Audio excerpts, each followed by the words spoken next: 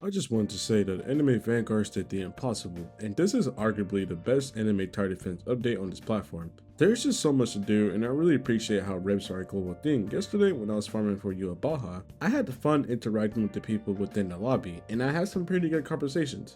And yes, this will be straight glaze. And before I start ranting, I just want to say, make sure to leave a like, comment, and subscribe because we are on our way to 7,000 subscribers. Alright, I just want to start off by saying that I'm not going to let bugs determine my experience, even though I didn't really encounter no bugs within this update. I'm just going to say that there's AAA games out there that has millions and millions of dollars within their budget for development, but there are still bugs. You might say, no, there's not, but you gotta look at it this way. If there wasn't any bugs, speedruns wouldn't exist.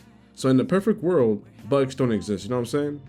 You get what I'm trying to say about that? And yeah, the one thing I didn't really agree with was the stat chips becoming part of the monetization, because that is something I criticized Anime Reborn for, you know, because I feel like there's some things that should just be free to play exclusives, you know. Stat chips should have been kept as a free to play exclusives because that's just making it the game more pay to win, you know. Now I'm not saying Anime Vanguards is pay to win, because I heavily agree that they actually focus a lot on the free to play experience, you know what I'm saying? So it's there. But people who have millions and millions of Robux at their disposal don't even have to play the game. They don't. Hypothetically, right? If they just dropped a Valentine's Day update with Giselle, and Giselle can be bought within a shop, right? And they also added the stat chips for monetization right there. Those with Robux won't even have to play the update. Is where I'm getting at, you know? And now trailers can be also linked as pay to win because people with infinite Robux can just infinitely keep buying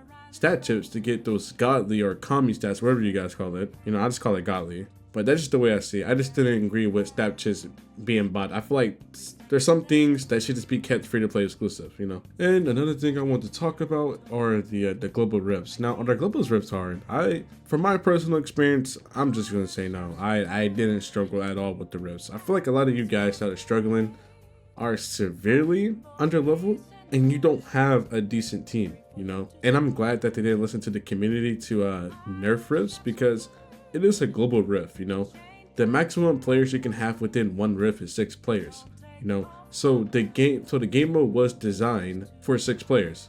It's not scaled to 6 players, but is, you know, the best practice is to use 6 players if you don't have, you know, competent teammates. I don't know, bro. Like, because me and Clover can just deal with it with no problem, you know what I'm saying? Just the 2 of us. Nerfing rifts will take the life out of the lobbies, right? Because adding the portals in update 3 and then turn around adding more portals for update 4 plus the rifts, the lobby is alive. You have people waiting for rifts, you got people asking to play portals, you know what I'm saying? There's actually interaction going on with that. And if you're just going to nerf rifts, it's going to take most of our life out and people are just going to camp in private servers and solo it, you know what I'm saying? It defeats the entire purpose of it. So yeah, it's really good to see anime Vanguards with a higher player count than anime adventures. Now I know that AV did update, but it is well deserved, especially from all the adversity they had to face. For those who don't know, before AA came out, anything that AV did, majority had an issue with it. Not even trolling. Sometimes it wasn't even reasonable. They were just using emotion over logic, you know? And I'm not gonna get too deep into that because I don't want to ramble on, but like, now I'm not throwing any shade to the old developers, but what I would say that I'm gonna keep it real with y'all. Whoever leaked the Monarch pity to try to tarnish the game, why? How did that affect us? Was it, did you expect a huge like uproar within the community? Like with pitchforks, like, how dare you give us a Monarch pity? 2,500 rerolls? I'm free to play. Like, what was the purpose in that? And another thing I want to talk about, I was texting this guy, and he was like, AV copied Enemy Last Stand's qual, which was like I guess you can hover over the unit to see how much damage it does and like maxed out. I guess that's original to Enemy Last Stand. But even if that was the case, right? How can you sit here and criticize Enemy Vanguards about using that qual if it did come from Enemy Last Stand when pretty much all ATDs uses the quality lives that Enemy Vanguards originally had at first? It makes no sense to me. So yes, I know I'm glazing. I know I'm glazing, bro. I know I'm glazing. But I've been having a lot of fun, all right? I'm close to getting you for Baja. I don't know if I want to make a video on him first or Yamamoto, but that's just besides the point. But this update was phenomenal. The map, beautiful. The units, amazing. The passives, hey, passive. If you're watching this, you were not lying. Those passives are amazing. And I feel like Anime Vanguard does a really good job about the power creep, because like even units from like update 1 are still pretty viable in today's meta, you know.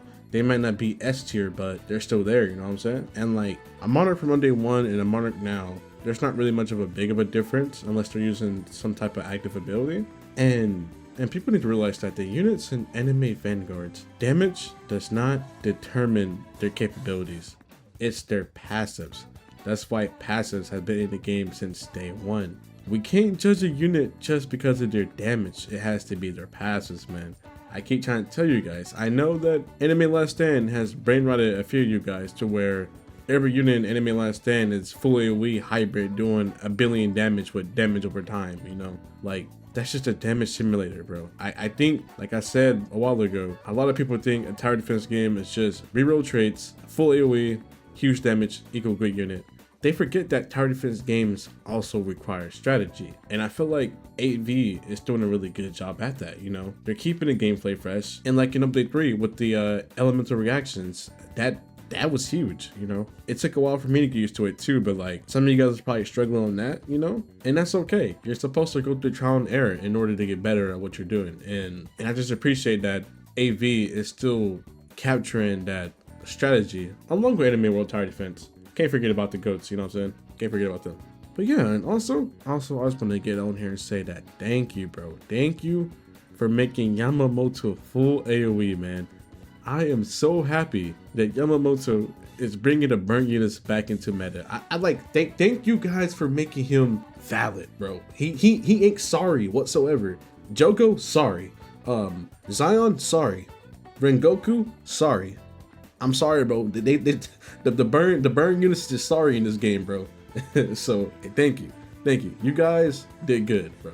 But if you guys do continue to do updates like this, I don't mind waiting those long hour maintenance. It was worth it, bro. Like there is so much I can just talk about in this update. Like I just want to go back and play it, man. I don't even know why. Like I was like, yeah, I'm gonna just go ahead and glaze AV, bro. Like in one take, bro. This is all done in one take, by the way. So like if I'm sounding sloppy, I'm sorry, man. I'm sorry. But I will die on this hill. This is the best update within this genre. Like no game is competing with this for a while, bro. Like AV, like I said, bro. AV is on a generational run, and when I said that, bro, I was so confident. When people were laughing at me, now what's happening now? What happened to the AA is free? AA is free. No. AV is free now. AV, actually, like it's the caffeine, guys. I'm sorry. I apologize. I'm gonna stop this video. I'm gonna caffeine flowing through my body. I'm going to waste all this energy playing Valorant, and then I'll upload this video. But yeah, guys, thank you to all the devs, bro.